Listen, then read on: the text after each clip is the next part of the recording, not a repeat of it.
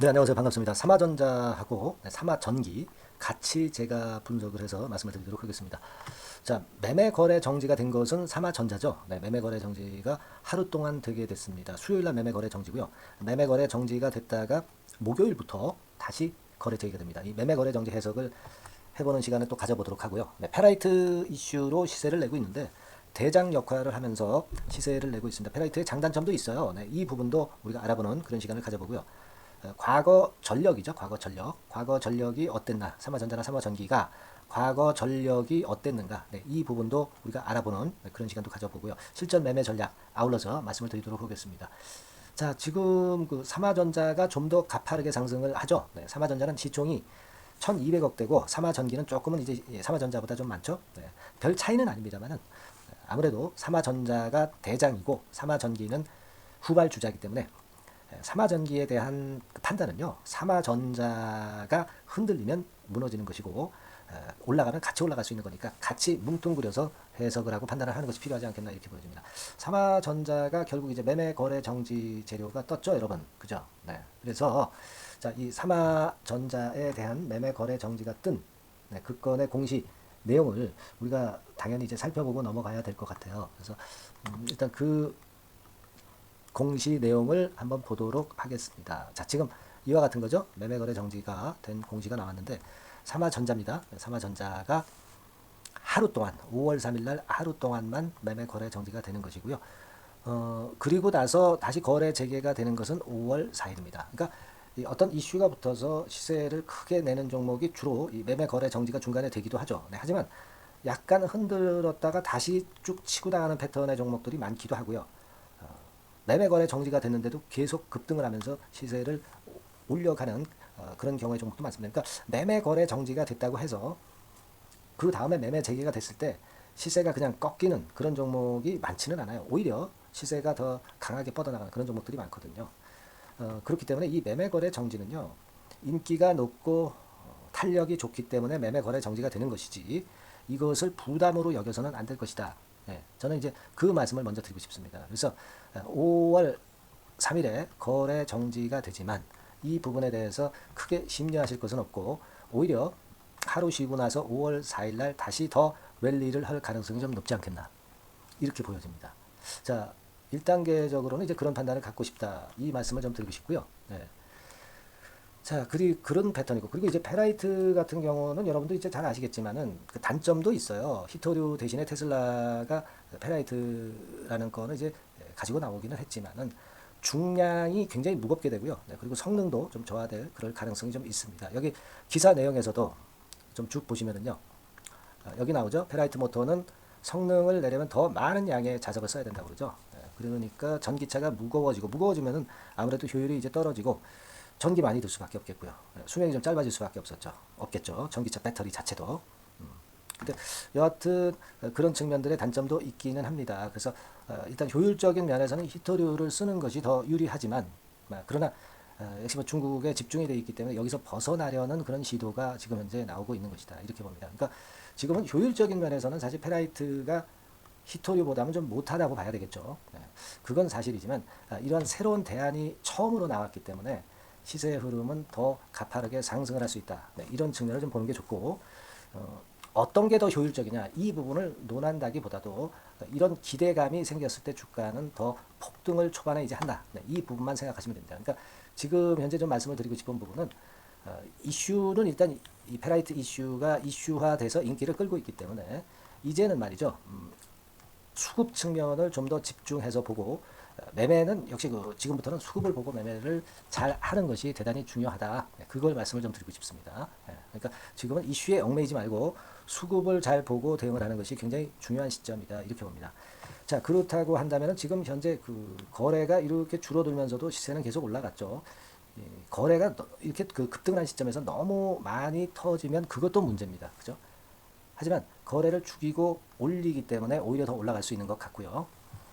다만 이제 5월 3일 날 거래가 정지됐다가 5월 4일 날 다시 거래가 재개되면 요 시점에서는 거래량이 대단히 많이 터질 공산이 좀 크지 않겠나 이렇게 보여지는데요. 예전에 그 거래가 많이 됐었던 그 상황을 가만히 보면은요. 자, 지금 한번 보시면 자, 여기 보시죠. 네, 자, 지금 이제 거래가 많이 됐던 시점, 네, 그 시점의 거래를 한번 살펴보도록 하면은 요때죠. 요때입니다. 그죠? 4월 26일이네요. 네, 하루 거래량이 한 2천만 주 됐었고 5월 2일에는 이제 758만 주 된 거죠. 그러니까 요런 양태로 보면은요. 되게 그 5월 4일 날 하루 거래량이 한 2천만 주 정도 되는 그런 조짐이 좀 보인다고 한다면 그때는 제가 볼 때는 최소한 물량의 절반선 정도는 오전에 어느 정도 차익 실현을 하고 그 다음에 이제 흔들리는 파동을 보고 나중에 저가 매수 시점을 잡아도 되지 않겠나. 저는 그렇게 보고 싶어요. 예. 그러니까 오전의 거래량을 보면 되게 윤곽이 나오겠죠. 되게 오전 무렵에 한 1,000만 주 이상 거래된다고 한다면 그러면서도 상한가를 못 간다고 한다면 그렇다면은 그 하루 거래량이 2천만 주에 육박할 가능성이 있기 때문에 그죠? 오전의 거래량을 예측을 1,000만 주 정도 되는가를 보면서 보유한 물량의 절반 정도를 매도할 수 있는가 여부를 판단하는 것이 필요한 절차가 아니겠는가. 현실적인 매매에서는 그렇게 봅니다. 물론 이 삼화전자 같은 경우가 과거에 주가가 움직인 그 전력을 보면 탄력성이 있고 큰 시세를 내기도 했죠. 뭐 이를테면 예전에 보면은 뭐 이런 정도 시점, 그죠? 이런 정도 시점에서는 한 6배 정도 시세를 내고 꺾였죠. 꺾였다가 다시 올랐다가 다시 꺾이는, 다시 밀리는 패턴이었는데 지금은 3,000원에서 한 3배 정도 시세에 올랐어요. 그러니까 아직 과거 전력으로 보면 좀 더 시세는 더 날 수 있을 거는 같습니다. 다만 이때는 감자건이 있었던 때라 좀 지금하고는 좀 다른 경우고 또 지금처럼 수직 급등을 하지는 않았기 때문에 이때하고 비교를 단순하게 하는 것은 좀 무리는 있습니다만은 1단계적으로는 거래량이 역시 키포인트가 될 것 같습니다. 그리고 삼화전자는 그렇고 삼화전기 같은 경우를 한번 보면 삼화전기는 자, 차트가 잠깐 다시 하겠습니다. 자, 삼화전기 같은 경우는 보면은 자, 살펴봅시다. 삼화전자와 삼화전기를 지금 같이 보고 있기 때문에 그렇죠.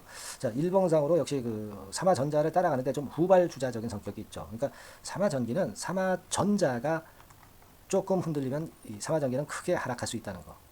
그 부분은 좀 감안하면서 삼화전자의 움직임을 보면서 매매를 하는 것이 필요해요. 그러니까 삼화전기를 보유하고 계시더라도 삼화전자의 주가 흐름을 보고 삼화전자가 어느 정도 파는 시점이면 삼화전기도 팔아야 되고 뭐 그런 정도로 같이 좀 움직이실 필요가 있습니다. 그렇죠? 네, 그래서 삼화전기는 제가 별도로 말씀을 안 드리겠어요. 삼화전자의 움직임을 보면 삼화전기의 움직임도 예상할 수 있고 또 판단도 동일하게 할 수 있기 때문에 삼화전기에 대해서는 세부적인 전략을 말씀을 드리지는 않겠습니다. 삼화전자의 전략이 곧 삼화전기의 전략이다.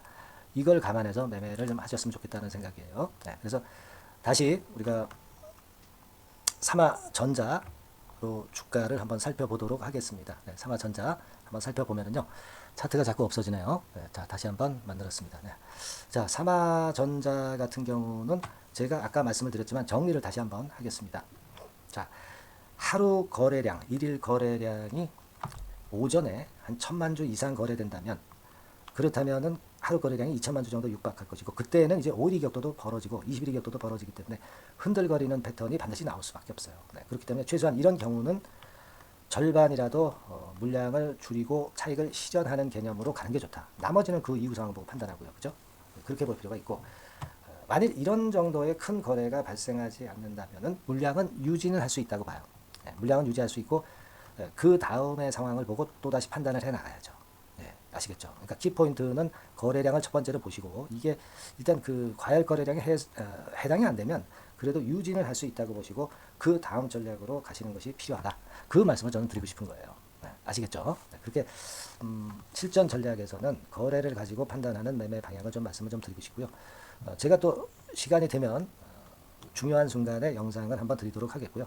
대신에 여러분들께서는 그 응원을 좀 많이 해주세요. 네, 구독, 좋아요 꼭 좀 눌러주셔서 응원을 좀 해주시고 저에게 좀 힘이 되는 그런 어떤 응원을 좀 구독, 좋아요로 그리고 알림 설정까지 하셔서 힘이 돼주는 그런 회원님들이 좀 돼주셨으면 좋겠어요. 좋아요, 구독 그리고 알림 설정까지 해서 응원을 많이 해주시면 제가 힘이 닿는 데까지 또 시간이 되는 데까지 중요한 순간에 영상을 좀 올려드리도록 하겠습니다. 네, 아시겠죠? 네, 자, 다음 시간에 또 뵙겠습니다. 감사합니다.